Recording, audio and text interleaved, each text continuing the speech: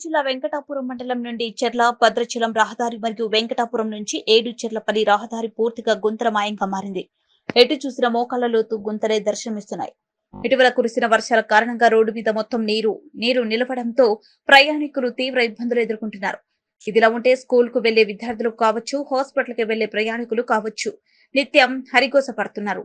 ఏడాది క్రితం మరమ్మతుల పేరుతో కోట్ల రూపాయలు ఖర్చు చేసిన ఫలితం లేకుండా పోయింది. ఇప్పటికైనా రహదారి నిర్మాణ పనులు చేయాలని వాహనదారులు కోరుతున్నారు.